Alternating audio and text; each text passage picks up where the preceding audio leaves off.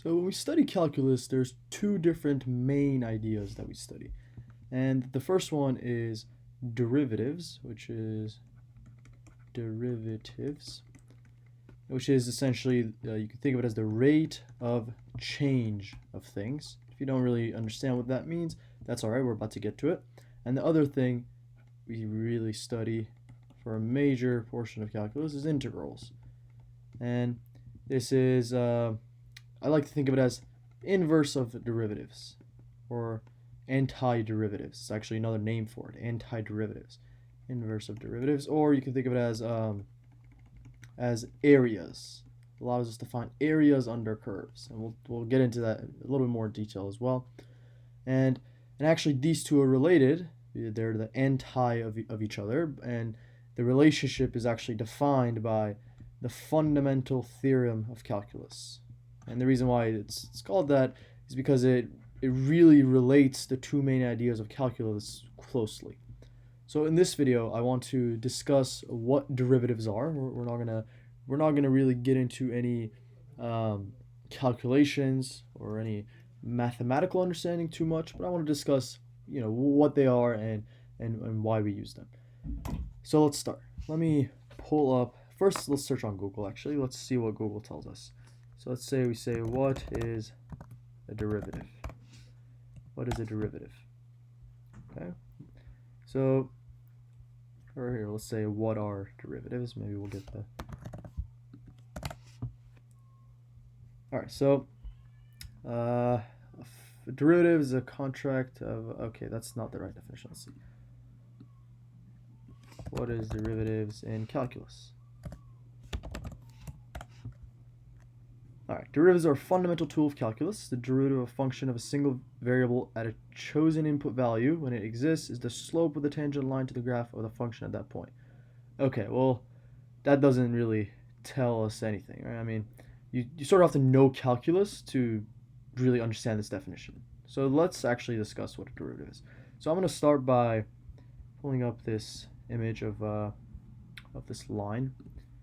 There we go. So we all should be familiar with lines. They're just a unique form of y equals mx plus b. So this line has some slope m and some y-intercept b. And in this case, let's actually just find those values real quickly. So b is the y-intercept, which is 0. M is the slope. It looks like the slope is 2 for 2, right? The rise is 2, the run is 2, so it's 1.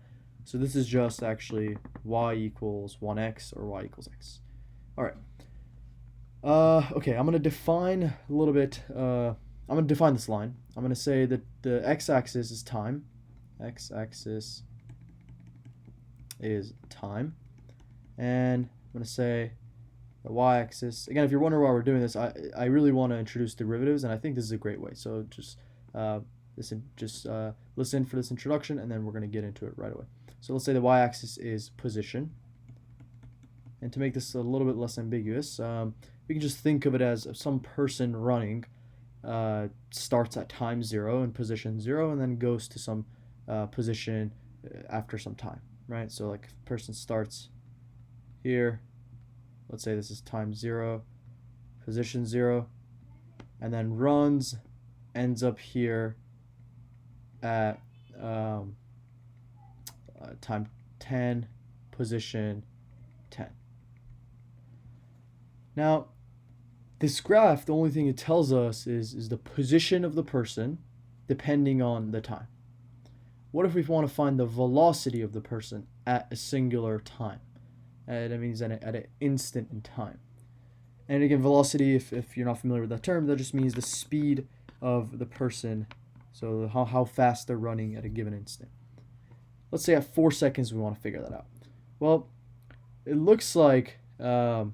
Actually, here, let's think about what's going on. So we know the x-axis is time, and we know the y-axis is position. And we can find the slope, which we actually already know, is 1. And the slope in this case, well, in every case, is rate of change. And in this case, it's the position, or the change in position. So I'm going to say m, which is slope. Delta position means change in position,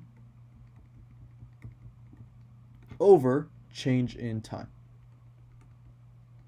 right? When we take rise over run, we get the change in position, which is how much we're rising, because the y-axis is position as we defined. And then over change in time, that's how much we're running. In this case, how much the time is running. And this gives us speed. How much we move in a certain amount of time is speed. And in this particular case, our speed is constant. That means we can just figure out the slope of the line, and that gives us the speed of the person. So this person was running at a constant speed the whole time. So let's just pick 2 points. We already know the slope, but let's just calculate it one more time. So let's pick the first point, which is 0, 0. So pick point 0, 0. And then I'll pick another point. It doesn't matter, right? We'll pick 6, 6. And then we can calculate the position, the speed given these 2 points. So let's do that. We get rise over run. So the rise is 6 minus 0, which is 6. And the run is 6 minus 0, which is 6 again. So the slope is 1. So the speed at any given point of this graph is 1. Okay, well that wasn't too hard. We didn't need to use calculus or anything. But what if we have, let me pull it up. What if we have something a little bit different? Let's say we have a graph that is no longer a line. And let's define this again to be the position of somebody depending on time. So it looks like they were running away from a certain position, and then they kept getting further and further away, and then it looks like at some point they decided to come back. They went back to their original position. Now, what if we want to figure out the speed of the person at a particular time? Because in this case, the speed is not constant, right? There's no specific slope to this graph, right? Because it's a curve. Usually slope is for a line, right? And we'll notice in calculus that actually slope is not only for a line, and that's where derivatives actually come in handy. So let's say we want to figure out the speed of this person at any given instant, and let's just pick an instant. Let's say 1. So at this particular instant in time, at 1 second, we want to know how fast the person is running. Well, we can no longer find a slope, right? Because in this case there is no slope, or at least we think there's no slope. But let's do something a bit clever. Let's zoom in to the particular instant in time we want to find his speed, and that was 1, right? So let's zoom in all the way. It gets pretty blurry, but this is at 1 second. Notice that if we zoom in, this graph, which was originally a curve, looks like a perfect straight line. And notice that we can actually do that for anywhere on this graph. So let's go to a really curvy part. Let's go to, like, I don't know, right here, right? It's pretty curvy. Or actually, here, let's find a right here. Let's zoom in and see if we can make this look like a line as well. Okay, we need to zoom a bit more. All right, notice again how it looks like a line. So essentially, when we take a derivative, what we're doing is we're mathematically zooming in all the way, right? We're zooming in a lot, right, mathematically, to find the rate of change, which in this case defined speed, at a particular time, and that is the definition of a derivative.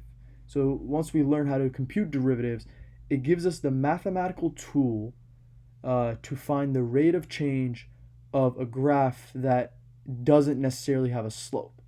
But this graph, notice, has a slope if we zoom in, right? In this case, we can define a slope right here. And then if we go up a little bit, for like here, then the slope changes, right? We zoom in again. We can use our tools again, zoom in and find the slope at this point, and at this point, and this point, and this point. So at every single point, the slope of this graph changes. And with the derivatives, we're able to compute that slope mathematically. And there's a level to which we can zoom, right? And there's a level which with eyes we can't really. This is still not a perfect line. It looks like one, but it's not. But mathematically, we can zoom forever, essentially. for an infinite amount to find the slope at a given point, and that's what derivatives do. And once we get to derivative section of this course, we will actually it will be a little bit more concrete once we actually start calculating it, and for some people it will get really concrete once we actually introduce the limit notation of derivatives. And if you know that really shouldn't make sense right now if you have not been to the derivative section, so don't worry about what that means. All right, I will see you guys in the next video where we're going to discuss what integrals are.